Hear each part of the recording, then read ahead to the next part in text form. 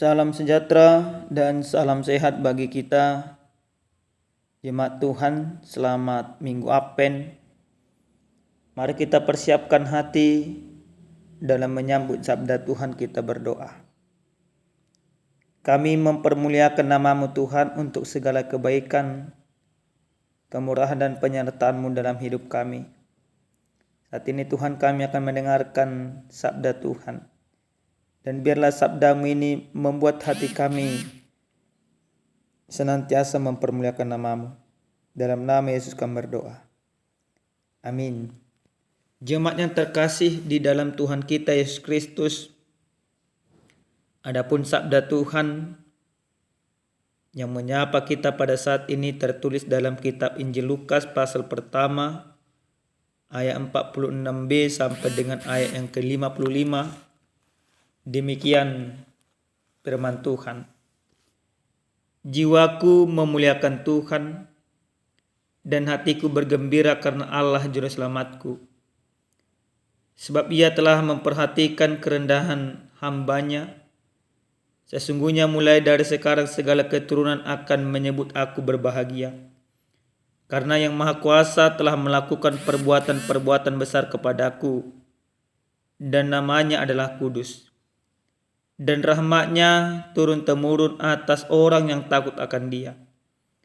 Ia memperlihatkan kuasa-Nya dengan perbuatan tangan-Nya dan menceraikan orang yang congkak hatinya. Ia menurunkan orang-orang yang berkuasa dari tahtanya dan meninggikan orang-orang yang rendah. Ia melimpahkan segala yang baik kepada orang yang lapar dan menyuruh orang yang kaya pergi dengan tangan hampa. Ia menolong Israel hamba-Nya karena Ia mengingat rahmat-Nya, seperti yang dijanjikannya kepada nenek moyang kita, kepada Abraham dan keturunannya untuk selama-lamanya. Demikian kebenaran firman Tuhan.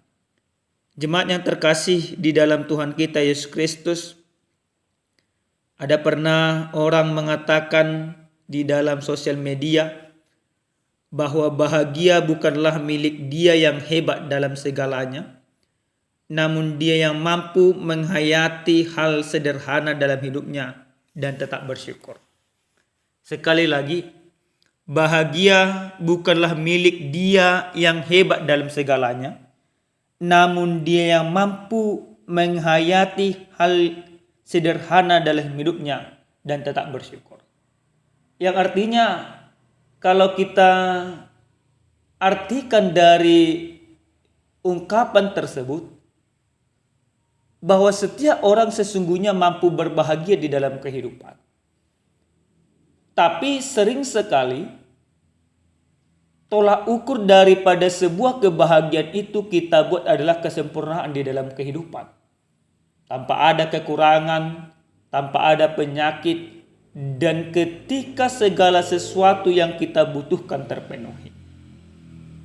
Bapak Ibu yang dikasihi Tuhan, kalau itu menjadi tolak ukurnya, maka pasti orang tidak akan bisa berbahagia di dalam hidupnya. Hal yang sama boleh kita lihat di dalam kebenaran firman Tuhan. Di mana ketika Maria mendapatkan amanat atau bertemu dengan malaikat Tuhan, menyampaikan kepadanya bahwa dia akan mengandung dan melahirkan. Ada banyak pertanyaan yang muncul di dalam hatinya. Pertanyaan yang dia sampaikan, bagaimana mungkin dia belum menikah? Bagaimana mungkin dia belum suami? Tapi ketika malaikat itu menjelaskan bahwa saudaranya juga Elizabeth juga mengandung di masa tuanya, untuk meyakinkan kabar ini, maka Maria pergi berkunjung dan ingin bertemu dengan Elizabeth. Namun pertemuan yang terjadi antara Maria dan Elizabeth justru meyakinkan diri Maria bahwa dia merupakan orang yang diberkati oleh Tuhan. Sapaan daripada Maria terhadap Elizabeth membuat Elizabeth bersukacita. Dan sukacita itu senantiasa diungkapkan oleh Elizabeth. Boleh kita lihat sebelum perikop ini, di mana Elizabeth berkata setelah dia mendengarkan sapaan daripada Maria, yaitu dalam pasal pertama ayat 41, bayi yang ada di dalam kandungan Elizabeth itu kegirangan. Maka Elizabeth menuturkan bahwa dia adalah orang yang diberkati oleh Tuhan di dalam ayat 42. Nah, sukacita semakin bertambah di dalam diri Maria ketika Elizabeth menyampaikan hal yang sama seperti yang disampaikan oleh malaikat itu. Maka ungkapan sukacita itu akhirnya disampaikan oleh Maria melalui nyanyian dan pujian. Dan itulah yang menjadi khotbah kita pada saat ini. Di mana kebahagiaan Maria dia ungkapkan lewat nyanyian. Dia katakan bahwa jiwanya mempermuliakan Tuhan, hatinya bergembira karena Allah. Bahkan dia katakan bahwa Allah yang Maha Kudus melakukan perbuatan-perbuatan yang kudus. Ungkapan-ungkapan sukacita telah disampaikan oleh Maria oleh karena bentuk daripada kebahagiaan yang telah dia terima di dalam kehidupan. Dia mempermuliakan Tuhan. Dia menyadari bahwa hidupnya diberkati oleh Tuhan. Yang walaupun memang Bapak Ibu yang dikasihi Tuhan, mungkin nantinya dia akan dicibir oleh sekelilingnya. Karena dia hamil sebelum waktunya, sebelum menikah dengan tunangannya Yusuf. Tapi yang terpenting bagi Maria, dia dipilih oleh Tuhan. Dia diberkati oleh Tuhan. Dia mengaminkan pemilihan Tuhan itu di dalam kehidupannya. Dan dia kembali mempermuliakan Tuhan atas pilihan di dalam kehidupannya. Nah, Bapak Ibu yang dikasih oleh Tuhan kita Yesus Kristus. Hal apa yang boleh kita lihat dari kebenaran firman Tuhan yang menyapa kita pada saat ini? Apakah memang di dalam kehidupan kita bisa kita mempermuliakan Tuhan? Apakah memang di dalam kehidupan kita jiwa kita memuliakan Tuhan? Apalagi di dalam minggu Advent yang ketiga. Tentu akan banyak pergumulan, akan banyak tantangan yang senantiasa kita pikirkan. Sehingga itu menghilangkan kebahagiaan dari dalam hidup kita. Tapi satu hal yang mau disampaikan oleh firman ini kepada kita. Yang pertama, kita akan mempermuliakan Tuhan atau jiwa kita mempermuliakan Tuhan karena Tuhan hadir di dalam kehidupan kita. Kalau Maria dipilih oleh Tuhan untuk menjadi ibu yang akan melahirkan Yesus Kristus, maka kita juga dipilih oleh Allah untuk diselamatkan. Kita sama-sama orang ini dipilih.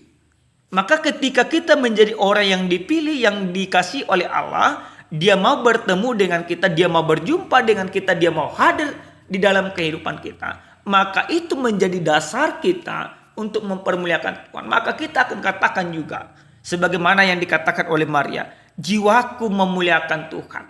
Karena apa? Karena Tuhan di dalam rupa Yesus Kristus telah datang menghampiri kita. Maka Bapak Ibu, karena Tuhan telah datang menghampiri kita, sudah seyogianya, sudah sepantasnya kita akan mempermuliakan Tuhan. Itu yang pertama. Yang kedua, Bapak Ibu yang dikasihi Tuhan, dari firman ini kita mau belajar tentang ungkapan yang saya sampaikan di awal dalam khotbah ini. Bahwa bahagia bukanlah milik dia yang hebat dalam segalanya, namun dia yang mampu menghayati hal sederhana dalam hidupnya dan bersyukur. Nah, tentu kita Bapak Ibu yang dikasihi Tuhan menginginkan sebuah kebahagiaan di dalam kehidupan. Tapi bagaimana kita melihat rancangan Tuhan, pekerjaan Tuhan, sesungguhnya itu membuat kita berbahagia. Sekali lagi bukan karena kesempurnaan, tapi kebahagiaan kita ketika kita meyakini bahwa rancangan Tuhan itu benar-benar nyata di dalam kehidupan kita. Maka kalau kita sudah melihat rancangan Tuhan dan rancangan Tuhan telah terjadi, maka sudah cukup bagi kita. Sudah cukup alasan kita untuk berbahagia. Maka firman ini mau mengajak kita supaya kita mampu melihat rancangan Tuhan yang telah terjadi di tengah-tengah kehidupan kita, di tengah-tengah rumah tangga kita, di tengah-tengah pribadi lepas pribadi. Karena apa? Karena rancangan Tuhan tidak pernah gagal. Rancangan Tuhan telah nyata.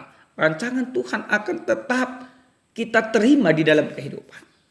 Yang ketiga, Bapak Ibu yang dikasihi Tuhan, dari firman ini kita mau diajak untuk senantiasa mempermuliakan Tuhan.